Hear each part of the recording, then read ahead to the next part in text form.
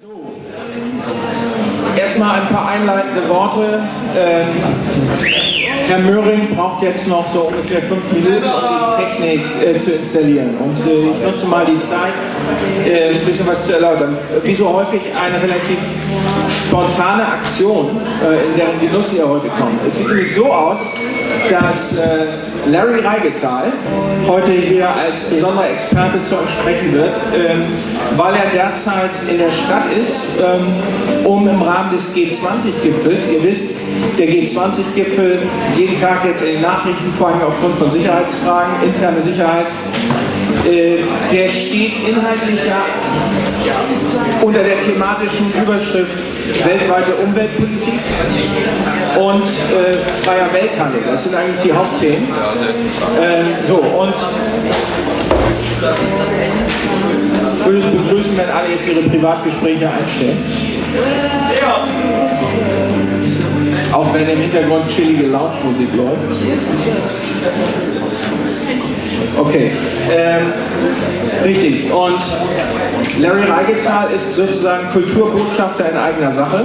Er hat im Prinzip seinen ganzen Job alles an den Nagel gehängt, um aufmerksam zu machen auf die Situation seiner Heimat Mikronesien.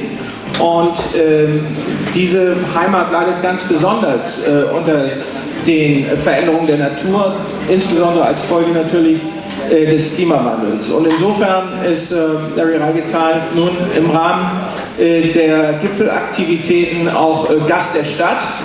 Er wird also auch im Rahmen des Begleitprogramms hier zum G20-Gipfel tritt er auf, unter anderem auch im Museum für Völkerkunde. Im Museum für Völkerkunde und er ist also damit sozusagen auch Teil des offiziellen Programms. Und dann kam die Mutter eines Mitschülers aus Jahrgang 5. Die kam am Montag spontan her und sagte, bei uns wohnt ein ganz interessanter Experte, ein ganz interessanter Mensch, der etwas sehr Interessantes zu berichten hat. Und der ist bei uns derzeit untergebracht und hat hier was zu tun. Und er hat gefragt, ob es eigentlich möglich ist, nicht nur zu Politikern zu sprechen und zu anderen Experten, die in der Stadt sind und zu politisch aktiven Menschen, sondern ob es auch möglich ist, zu jungen Leuten zu sprechen. Ob es vielleicht die Möglichkeit gibt, auch in einer Schule zu sprechen und die Jugendlichen zu informieren. Und dann stellte man fest, da wo Larry auftritt, da ist im Prinzip an den wesentlichen Tagen teilweise schulfrei, die Schulen sind gesperrt, höchste Sicherheitsauflagen und so weiter. Und dann war die Idee, wie wäre es denn an unserer Schule, ne? An der unser Kind zur Schule geht hier am Go. Und ja, dann haben wir das kurzfristig geprüft am Montag, haben uns die Idee angehört und fanden das eigentlich sehr gut und haben gedacht, das ist für euch eine Wahnsinnsgelegenheit und mit Sicherheit interessanter. Ich glaube, in der 3., 4. Stunde standen auch einige Vertretungsunterrichte an und da haben wir gedacht, das ist erheblich, wäre auch so schon ein wesentlich interessanter Unterricht als der Standard-Geo-Unterricht wahrscheinlich. Und also eine Gelegenheit hat man selten. Einzige Sache ist, ihr habt vielleicht einige Kurse, waren vielleicht rechtzeitig informiert. Montag ist die Info rausgegangen, aber nicht jeder Geolehrer liest sofort immer seine Mail. Also vielleicht sind auch einige von euch ein bisschen thematisch eingestimmt worden gestern in der Geostunde. Wer ist inhaltlich ein bisschen eingestimmt worden? Okay, ja, immerhin. Bei einem hat es geklappt. So, jetzt sieht es bloß so aus, we'll switch to English, because Larry Raigetal doesn't speak German, but I think this is no problem. And this is also why we chose your year 10, because you have enough English-speaking proficiency to follow such a talk. And, Mr. Winkler, would you also like to introduce Larry a little more? Yeah, okay. So, and this is a father here at our school, Herr Winkler, and he will tell you a little more. Yeah, hi. So the idea to have Larry here came because my son is one of your co-students, but the reason why Larry is here is because I'm also helping to coordinate without any official mandate, but just as a friend, pretty much get Waagey and Larry. Waagey is the organization that he runs locally in Micronesia, to be present here. And there was a lot of coordination, as you can imagine, with the city of Hamburg. They're kind of drowning with all the 20 top leaders of the world here. So it was a little bit complicated. But we managed. Thank you also for the flexibility. So what Waagey does, and Larry is probably much more the better speaker to say what it does, is to preserve the cultural heritage in Micronesia. I will say that from my perspective, because I've been traveling there. One year I came and saw a beautiful beach on a remote coral island. You just have to picture Pippi Longstockings, Takatuka-land. You have a couple of palm trees and a coral beach. And the next year I came back and the beach was gone. So I've seen that from my first-hand experience. And one of the things Larry does is to create awareness for that, because the sea level rises 1.5 centimeters in that part of the world. These islands are maybe just up to 1 meter over the sea level, but that's the max. So 1.5 centimeters really means something. The second thing that Waagey does, with great support of Larry, and there couldn't be put enough emphasis on that, is to protect the cultural heritage and the arts and crafts. And we know that we have problems with historic construction methods in Germany, like old wood beam buildings. When they're being restored, there are very few people that can actually repair them because it's a dying craft. In Micronesia, that's the same problem. So the video that you will see, the story about the sail, is also the story about a 95-year-old lady on her deathbed, who in the very last second passed on the knowledge of making such a sail from palm leaves after the sail, the last sail of this kind has been made 50, 60 years ago. And she didn't live to see the final result, but her knowledge has been passed on and she was good to go, pretty much, and checked out from this world. And I think that's an amazing story. This sail now is traveling around the globe to show that there is an issue and that it's real and that it's not a Chinese fantasy. And that's just something that, from the bottom of my heart, I think needs the greatest support. But I think maybe you want to say some more things in context, Larry. I'd like to introduce Larry Raigetal. Applause for Larry Raigetal.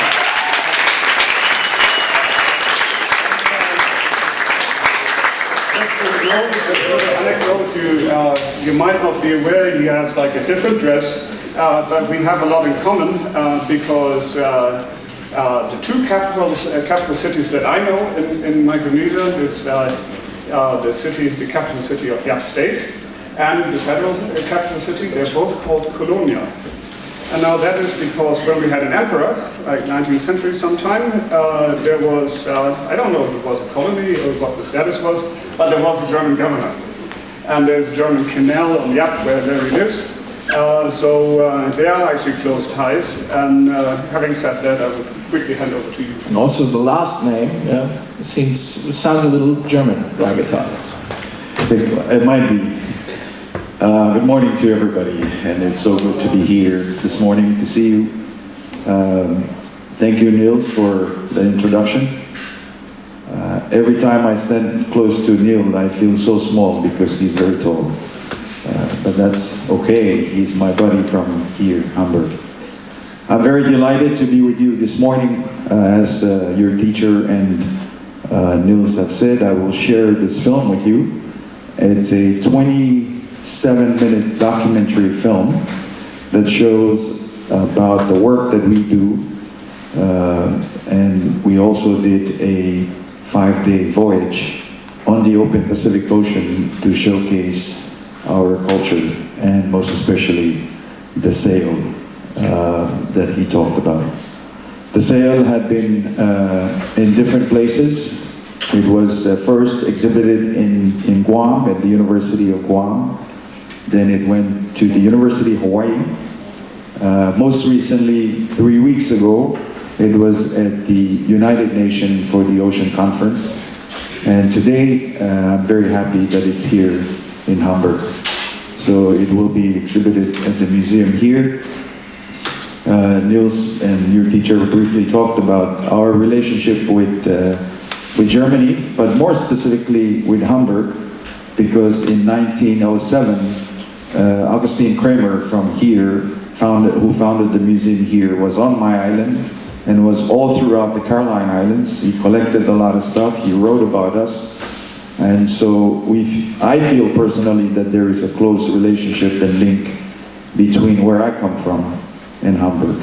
So on that note, I welcome I feel very welcome to be with you. I hope that after the film, that we will have some exchanges, Q&A session, and please don't be shy. I'm a bit nervous, but I will try not to be, to answer all your questions. So thank you very much for the opportunity.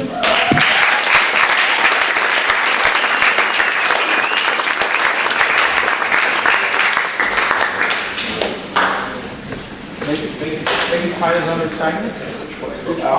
Den Deutschen. Der auf Deutsch da steht, der hat Untertitel. Es sei denn, alle sagen, sie wollen keine Untertitel.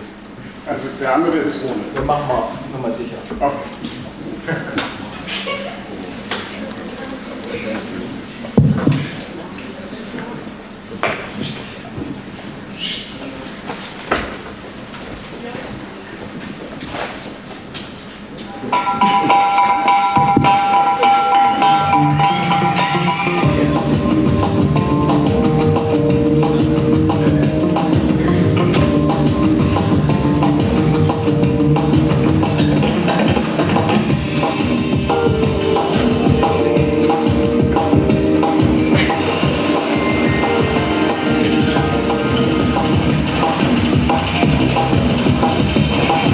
Okay.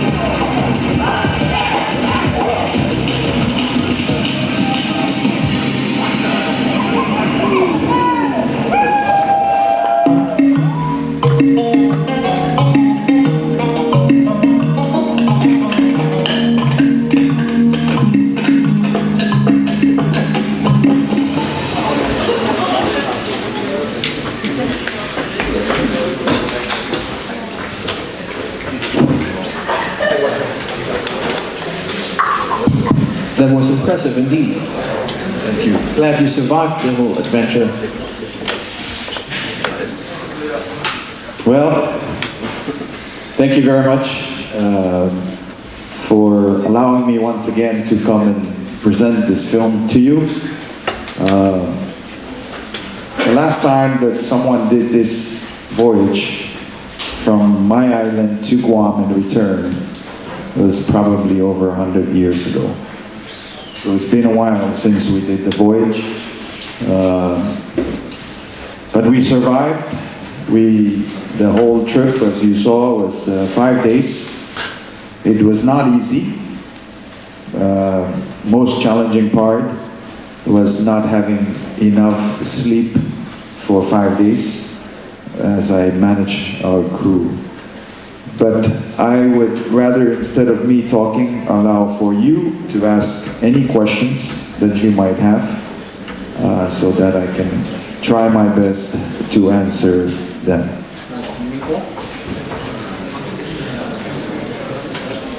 So, wer hat Fragen? Eine Menge Fragen. Ich habe eine ganze Menge Fragen. Ihr habt garantiert auch welche.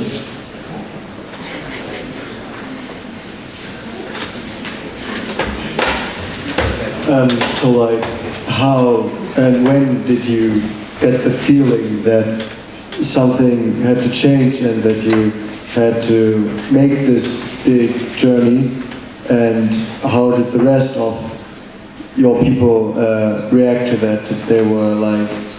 Did they thought that that had to be supported immediately, or did you have to face any issues that were kind of interesting?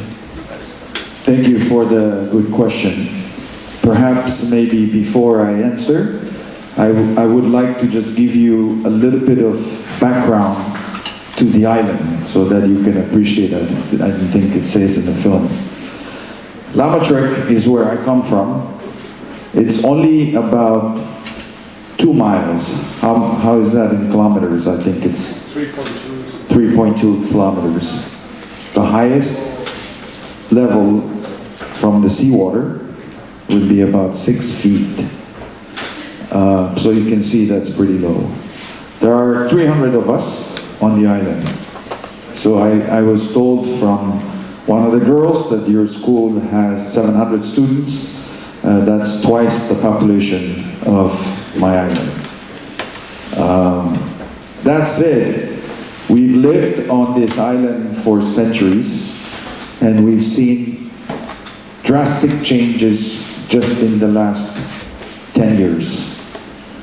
Our islands have been washing off. We have frequent storms. We have our ocean, our reefs are getting bleachers from the sun. We have all of these changes that are happening quite frequently. I saw it. I went to school like you. I went to school in the United States and also in England. But when I went home, I saw the changes and I decided that I will do something for our people. So it has been over nearly 10 years that I started the NGO Waagey. And Waagey, as Nils said earlier, our mission is to promote traditional skills. Not just promote it, but my hope is for us to use it because it's better for us on a small island. It's been 10 years in the making, or nearly 10 years. It's not easy to convince, to get support from government or outside, except perhaps through Nils and some friends that I know. I wanted to do this project. The community tried their best to support in making the sale. None of them, including the old lady, 95-year-old lady, none of them knew that the sale will be in Hamburg today. I just told them I will try my best to get the message, your message, our message, to the world. And so far, something is working because we were in Guam, in Hawaii, in New York, and now Hamburg. Support, as far as your question, has been difficult, but slowly I hope that we're going to make some visibility here in Hamburg. As you all know, and it was mentioned, some great leaders are going to be here in Hamburg this week. And even though they're going to be talking about important stuff, I hope that they will also talk about climate change and about the impact of climate change for us. That's why I'm here. And I told Nils that as much as I want to present to the officials and to the bigger government, political people like Donald Trump to know about climate change, I think you're more important to me, for me to talk to you about climate change. Why? Because you're the future leaders. You are going to be the people that will make a difference, not just in Hamburg, but even across the Pacific. If you believe what we're seeing, climate change is, again, as Neil said, it's not just a fantasy, Chinese fantasy, or a Chinese hoax, as some people put it. It's real. It's real, and it's happening to us. But you know, I've been struggling myself, because all along I've been thinking that we need to come and plead our case to Donald Trump and to everybody and tell them we're going to suffer. But when I think more about it, I think if climate change hit, it's already happening in the States, in Europe, in everywhere.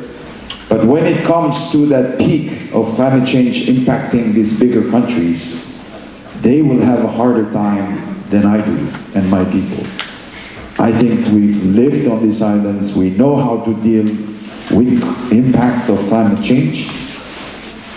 But yeah, our islands are very low. They're going to sink first. The islands are going to sink first. But I think we will survive some way. It's the bigger countries that I'm more worried about and their survival. Weitere Fragen? And what do you want leaders to decide this weekend, or what do you wish for? What's the best they could achieve for you? I think the best that people could do for me is right here, right now with you, with the students. As I said, I will do my best. Leaders might not hear the story, and they've heard it all too many times from all kinds of international conferences, including Paris meeting. But if there is anything, per your question, if there is anything I want them to hear or to do for us, I want them to really think hard, because it is their action of the bigger country that I and my people are suffering. We didn't produce gas emission, and we didn't pollute the water, and we didn't do anything that is explosive to nature.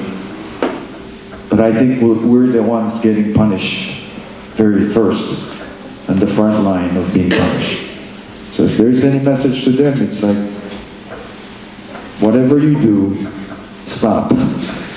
Whatever you can do to help not just these small islands, but mankind. Like I said, I think I will survive. I can get on my canoe and float with the ocean. But if New York City washes off and goes underwater, or if the electricity goes out in New York for 1 week, I think it's going to be a big problem. People might die. They will die. But if we don't have electricity, so I can survive, and so are my people. So I want the leaders that are coming to Hamburg to at least hear not just our cry, but I think mankind. We need to save the planet. And yes, we're being punished for someone else's action.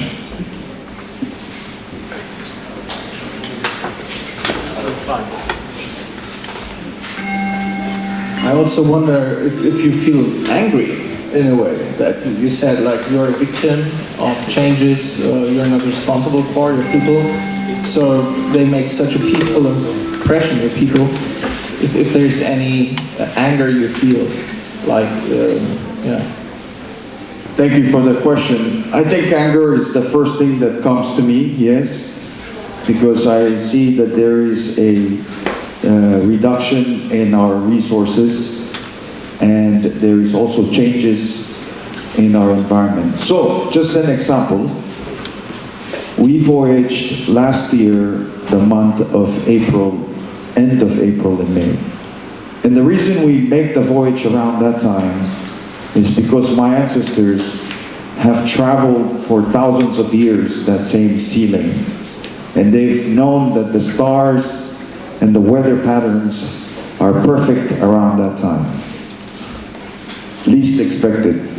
Went out for 24 hours of our voyage. We battled a storm.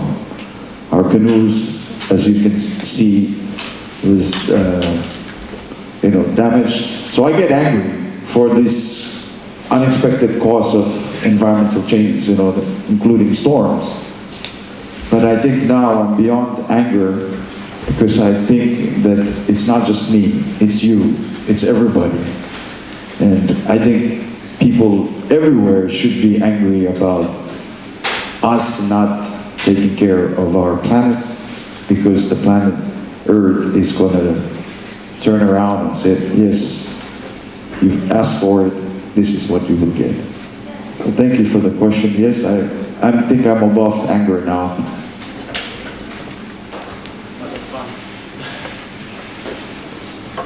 I was also wondering what you were living on your canoes, so on that long trip.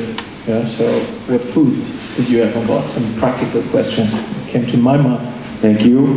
Food is, we take, our local food is what we take with us. And it's preserved breadfruit. It's not the most tasty food. I'm sure that all of you will taste it and vomit. But we eat that because it's, to me, our ancestors found that's the power bar for us. We eat only a little bit of it and we can stay for days. Fish abundant. a lot of big yellowfin tuna swim around in the Pacific, and we caught several on our lines. But when you're out in the ocean, you have to be careful how much fish you eat, because you're going to dehydrate very quickly. So yeah, we eat a little bit of tuna, but mostly we eat all the preserved food that we took with us. On the return, it was, our canoes can stay out in the ocean for a month or two, but we will be starving because you see the cargo load, we can only take so much. So a real doable trip for 500 miles, that's okay if you can voyage for 1 week. You go for 2 weeks, you're stretching your food supply. Water is also very important for us. So we take on the trip, we had 9 people and we had 25 gallons of water for 5 days. On the return, we had 8 people because the film producer gave up halfway. He got scared. But we came back 8 people, same amount of water, but because of wind directions and because of environmental conditions, the trip went for 10 days, double on the return. And on the 8th day, we were sharing water for 2 people per day, maybe 750 milliliter for 24 hours, just to stay ration our water. But yeah, our food is pretty interesting. Ihr meldet euch, wenn ihr Fragen habt. Und meine Frage. Don't be shy to ask your questions. I know if you want to ask it in German, I think Niels can translate it for me, or your teacher. So in the video it was said that the old lady selected 20 people to learn the craft, and I wonder how they were selected, or why can't more be selected? Good question. I think the short answer is that knowledge like hers is usually in our culture, our knowledge are considered sacred, and they pass from mother to daughter or father to son, and it stays in that lineage.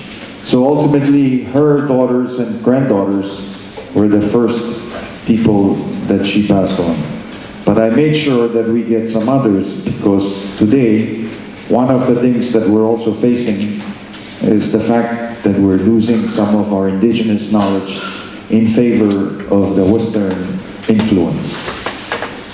That's the reason why I decided it cannot just be your daughters and your granddaughters. We have to get some other interested individuals to come and learn. So we got more than just that, more than just her daughters. That's more like a cultural question that came to my mind when you said it's more like a traditional thing that she actually first just wanted to pass on to her daughters and granddaughters. What kind of religions do you have on your islands? Are there multiple? Is there one? Is it some we may know? Good question. Today, on my island is the 300 people are all Catholic. For the Micronesia region, I'd say a significant percent, I'm sure 90% Catholic, the rest Christians, right? But prior to Christianity, our islands were basically worshipping our own deities and own gods. So we have the god of navigators, the god of canoe builders, the god of herbal medicine, so on and so forth. These are our traditional, and you saw from the video, our lead navigator protecting himself and protecting us. The chants that he was doing was all chants to our own gods.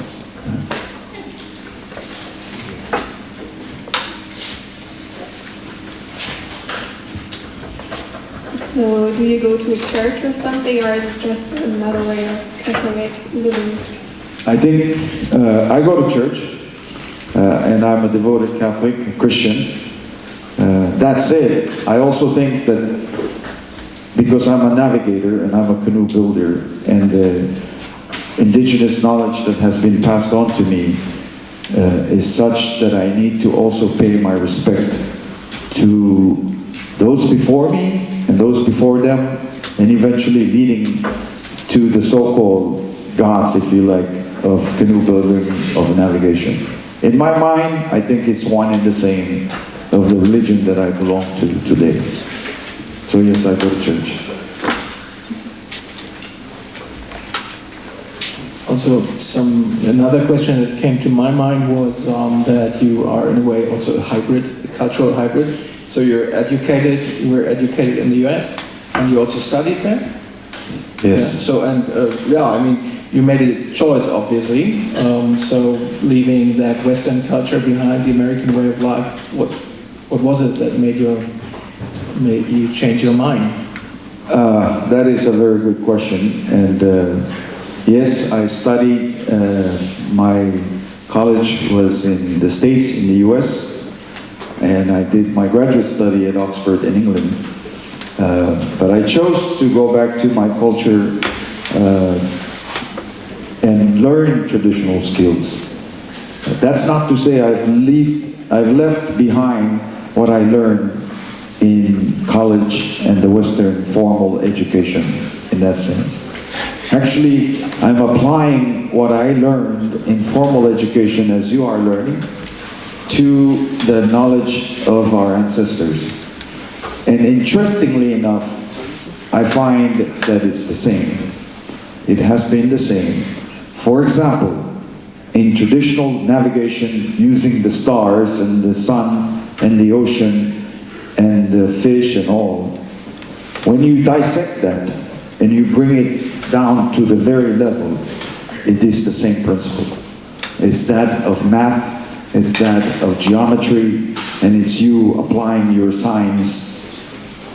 It makes me think that our ancestors, my ancestors, knew a lot about science, and for that matter, they knew a lot about climate change.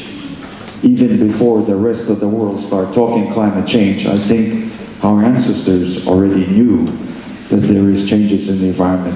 Therefore, our behavior has to be adjusted accordingly. But yes, I wouldn't say I left the formal education that I learned. I'm improving on it and also applying it in a traditional sense. I feel sometimes that I'm a hybrid, as he said, your teacher.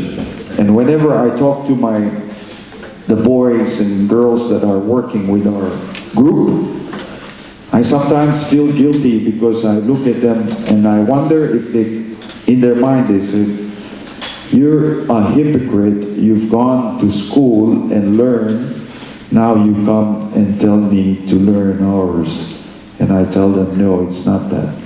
If you can learn ours, you can survive outside. I know from my own personal experience that the reason that I accomplished and finished my study in the United States of America is because I felt that my culture had my 2 feet standing solid on the ground. And yes, I faced cultural shock, but I think deeply rooted in me is the part that made me succeed in my study has always been a fundamental respect for people and fundamental respect for the land.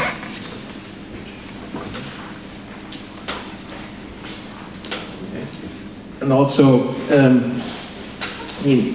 where do you see the answer to all these problems? I mean, it's probably very close to high noon for the planet. And would you rather see an answer for everybody going back to the roots, so learning how to farm vegetables in your own garden and so on, so following that example, coming back to basic forms of social life in some natural environment, or would you rather see the answer in high tech of any kind? I will be one to deny the advancement of technology. I'll be first in, opposing that idea. I think we have a lot of good things in the modern world, and we also have a lot of good things in the traditional indigenous knowledge of living. If we can combine the best of those two worlds, I think we have a better chance of moving ahead. So for example, also, I know that European Union and your parents here in Germany and their taxpayers' money, their money going into tax is coming to our Pacific Islands in the forms of renewable source of energy. So for example, using solar, I think that's a wonderful opportunity that is environmentally friendly. But yes, at the same time, using our sail to propel us by voyaging is also good. There are destructive ways, like fossil fuel and stuff, but yeah, I think the answer to your question, if we can use both, let's use both. Take the best of both. Yeah, okay. And also a question, I mean, when do you feel this is the real life? Is it when you're on your home islands and somewhere on the ocean, out on a canoe, or when you're here in Hamburg, a big city in Europe, and well, probably you live in, well, at the Winkler family in a comfortable house. So what feels real to you? When I first went to San Francisco and I saw the skyscrapers the first day, I thought I was in Mars, and it was not real. But today, I think me standing here at your school is real. When I go home, it's real. It's a matter of you accepting that this is the world and everything is real. But if we can relate to each other as person to person, and we can, then I think it's, I haven't been thinking too much into what's a real life and what's not a real life. I suppose all of which are real, they're just different.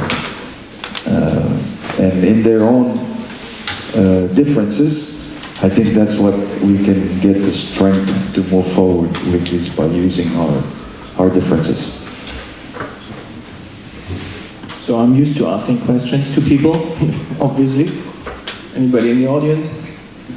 Okay, well, maybe some political thing. I mean, this is an issue discussed also here and all over the world. Now, after the election, you already mentioned the US president, the actual president, and the question also is, what big economies are role models? Is it rather the US or is it China? Well, I should ask Nils to answer that question, because he's been to Yap and he's seen the encroachment of Chinese to come over and turn our small islands into resorts. Of course, Chinese have a big economy, that's for sure. For us, the United States has been sort of our partner since World War II. So I'm quite familiar with their economy. Most recently now is Europe. Of course, the whole European Union has been very active in our part of the world also. But more so, like I said, on climate change issues and helping us. So, and as far as the economy is concerned, which is on my island of Lamatrek, it's not there yet. I can assure you that 300 people, they wake up in the morning, they don't talk about Chinese economy or US economy. We talk about going fishing, going farming. Life there is at its simplest. You wake up, you go fish, you come, you help the community build a house, build a canoe. Women go garden, come back, we eat, we sleep, and next day come up, same thing. So. Okay, that basic kind of authentic life, that was also my intention with one earlier, with the earlier question. So like when you go here in a restaurant or in a supermarket and there's prepared food and everything. So if you just probably, I assume you feel better when you're on the island and you catch the fish with your own hands. That was what my question was about. Thank you. Yes. Okay. Then, absolutely. On my island, we prepare our own food. We catch our own food. We prepare our own food, and we eat it. And I catch my own food, my own fish, on a canoe that I built it myself. So yeah, to answer in the simplest way, you still do a lot of stuff with your hands there. When I go with Niels to the restaurant, I'm pretty sure that yum sushi or stuff is prepared by someone else. And maybe even that fish might be caught in the Pacific, you never know. Right, and then coming back to the canoe trip, the sailing trip once more, that also seemed to be a very dangerous thing, obviously, and then one of the sailors died. What did he die from? Was he old? So accidents are very, very easy on trips like this. It was an accident for him. And yes, the trips are dangerous. That's why, if you recall, in the film, the island came together and they put some yellow color powder on us. That is a turmeric powder. It's the same as ginger. And we put those on people on one occasion, and that's when they're dead. So when somebody dies, we put the turmeric powder on them. So that signifies for us, when we were leaving, they put the powder on us, which means you could die. And yes, we already prepare you for death. So if you die in the ocean, it's okay. We've already decorated you. We put the flowers, we put them. That's fine. That's part of who we are. So when we voyage, we come very close to death. My best friend on the canoe is dead, and I accepted it. I knew that at any moment I can die, and it's fine with me. That's the nature of voyagers, seafaring, when you go. So it also makes you humble yourself and give a tremendous respect to the ocean, because when you're in that ocean, it's very large. We actually crossed the deepest part of the planet is the Marianas Trench, and our voyage went right across the deepest part, Challenger Deep. Can you tell us something about your culture? So how are you living? What's your, how do your houses look and stuff? So can you say that again?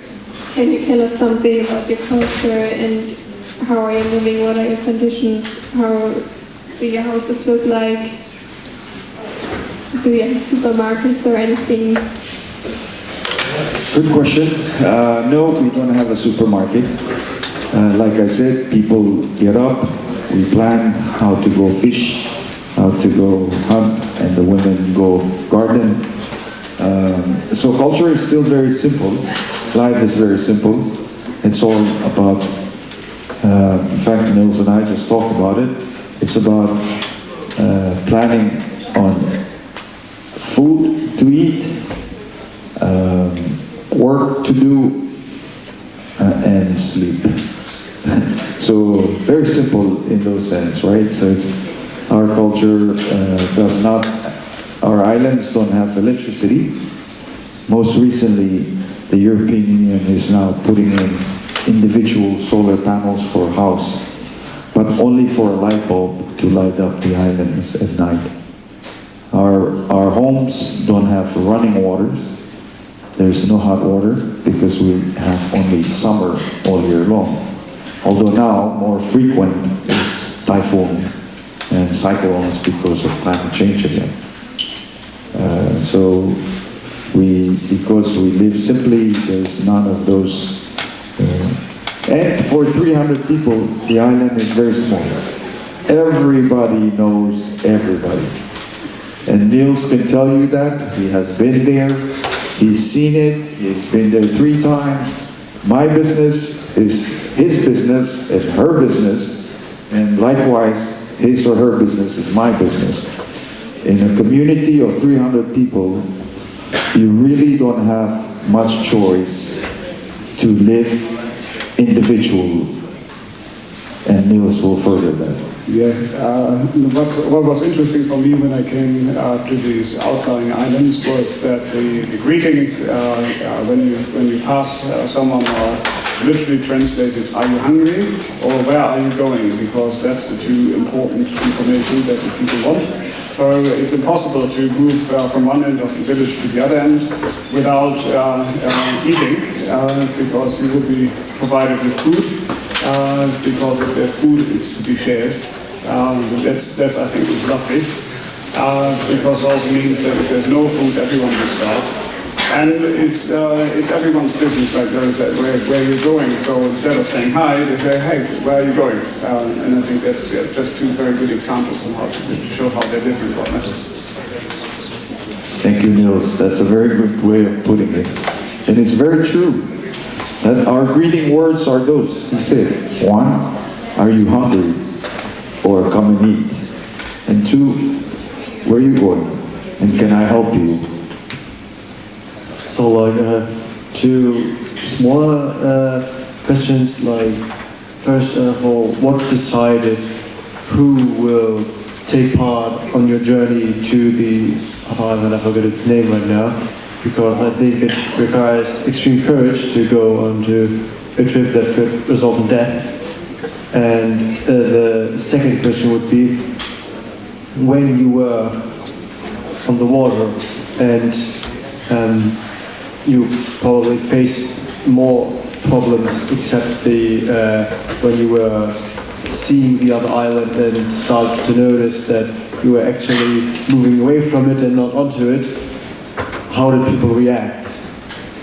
How did you try to calm down each other if actually someone to panic, or did actually no one panic? Yeah, that's a good question. So first question, how did I choose the crew? The crew actually chose themselves, if you like. Our island, when we grow up, it's part of our learning to be a crew. I've been trained since I was a child to paddle, to swim, to be in the ocean. That's a role for men. And so every one of us, as we grow up, we're learning that skill. And when you reach that certain age of you're ready to go on long distance voyage, you almost like you volunteer. Okay, I want to come. And that's part of it. So yes, I had to choose few who are my brothers and my nephews to be on the canoe. But others also wanted to come. And as far as the portion of the film where our last 2 days or last day, we couldn't get to Guam, it's frustrating because you see it. You're only 10 miles away, but you know that when you look at the canoe and the outrigger, it seems like you're moving very fast, but it's all current hitting your canoe and creating a misconception that you're moving forward, but you're moving backward. Panic? No. There's no reason for us to panic. We all knew that this was happening. Like I said, we prepare for it. We just accept it. It's just the way it is. And yes, if we don't get there, maybe something tomorrow, the current will change, or we will drift away until we don't see Guam, and if we are out of supply, we start to look for the next closest island. So we always have alternatives out in the ocean, and you prepare for those alternatives as you move along with it. Yeah? So I guess in that sense, no one really panicked about it.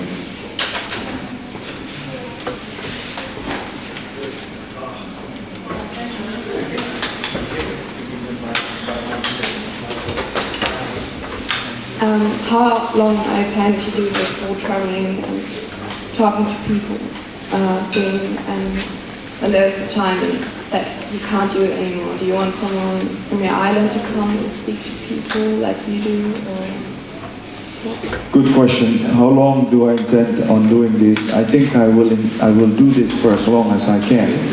Like I said, the sale is here in Hamburg, and hopefully with Neil's help and with others' help, we can get it around Europe. The next destination that I know of after Europe is Australia. And then from Australia, it will be moving back to our islands. But that's just a sale, and I will continue to speak about the importance for us to work together. Do I want somebody to come from my island to do this?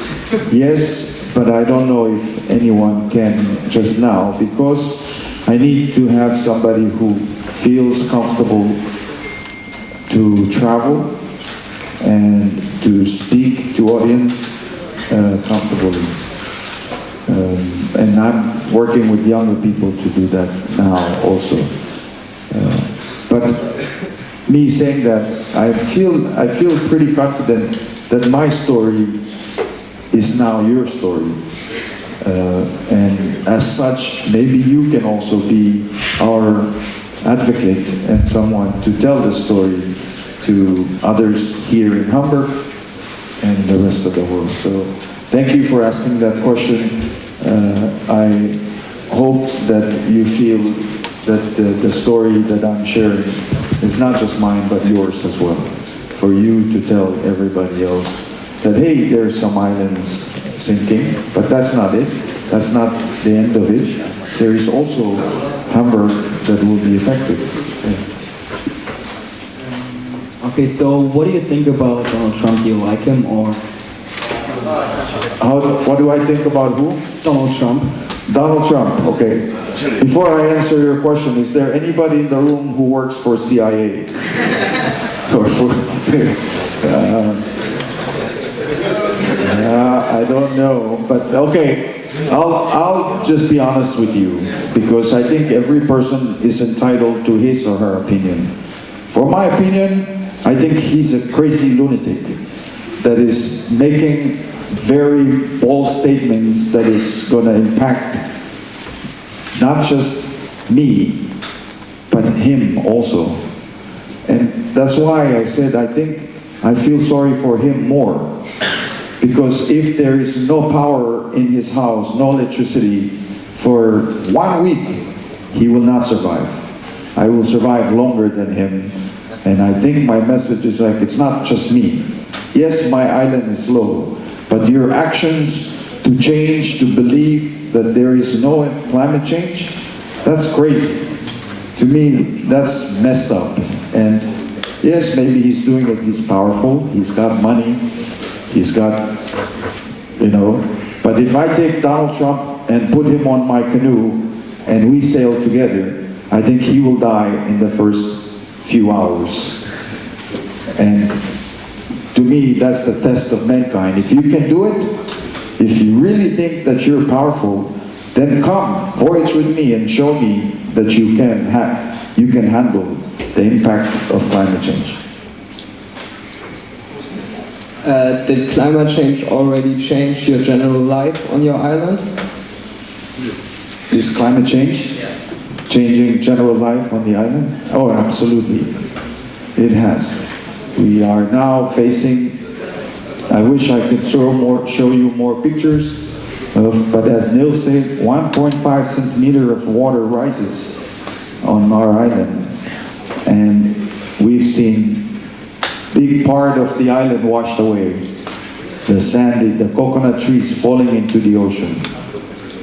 So a lot of these things happening is also changing our diet, because now we have to look at some other way to eat, because we cannot go fishing because there's frequent storms. So yeah, it's impacting and it's changing our lifestyle. So I imagine like you probably aren't the only island around, and there are probably some others that also share the same problems that you do.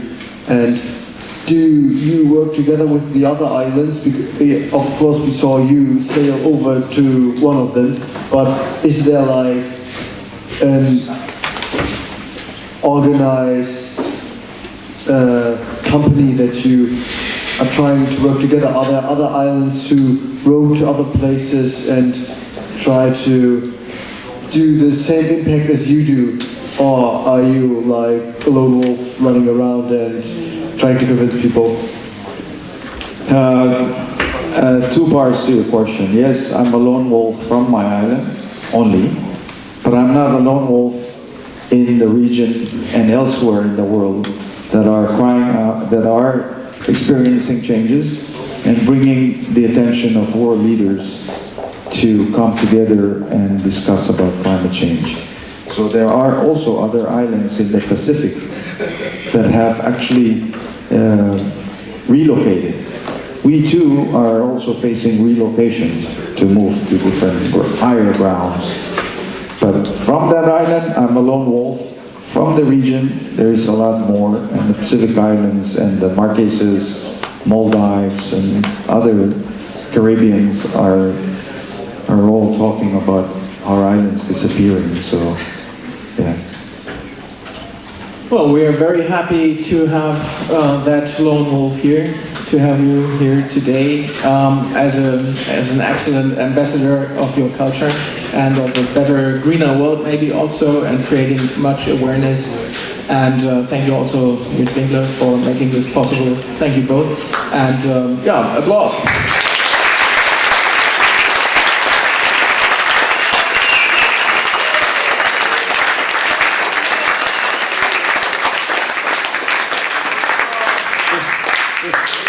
Additional information, I will share that in German. Der American Club von Hamburg wird morgen Abend eine Veranstaltung im Völkerkundemuseum haben. Morgen Vormittag wird Frau Fegebank, zweite Bürgermeisterin, das Segel dort öffentlich vorstellen. Das ist letzte Nacht aufgehängt worden. Das ist ein Pressetermin aus der Schule, aber morgen Abend ist die Veranstaltung kostenlos. Nur eine Museumskarte muss man sich kaufen. Da gibt es auch noch einen kleinen Vortrag von Larry, man kann sich da direkt angucken. Ich habe ein paar Zettel mitgebracht, wo die Einladung drauf ist, also da ist jede Menge Platz. Wer kommen möchte, darf das gerne tun. Und Larry hat aus Mikronesien ein paar Postkarten mitgebracht, mit Bildern, falls die jemand haben möchte, die liegen auch hier vorne. Das wollte ich noch einmal ganz kurz sagen. Und ich darf noch ergänzen, also wenn ich richtig informiert bin, hat unser Hamburger Museum für Völkerkunde tatsächlich eine der größten Ausstellungen. So one of the greatest exhibitions of Micronesian culture really is situated here at our Museum für Völkerkunde. Yeah. Also, okay, this also expresses those ties that you mentioned. And yeah, okay, and maybe is it possible that you have some more minutes if anybody after this talk here, that anybody comes to you and addresses direct questions? Yes, Yeah? depends on Nils, I'm okay, no problem with me, but if I can just ask one favor, I look around, I'm so above myself happy to see you all. And I think it will make a big difference to my island if I can take a photo with all of you so that I can take it back home and tell them the students from Hamburg, specifically this school, saw the film, if that's okay. It sounds like a great idea. Ich würde mal sagen, alle kommen hier auf die Bühne. Ja, verteilen wir uns hier auf diesen beiden Stufen. Viele hinsetzen. Ja, erst auf den Stufen selbst.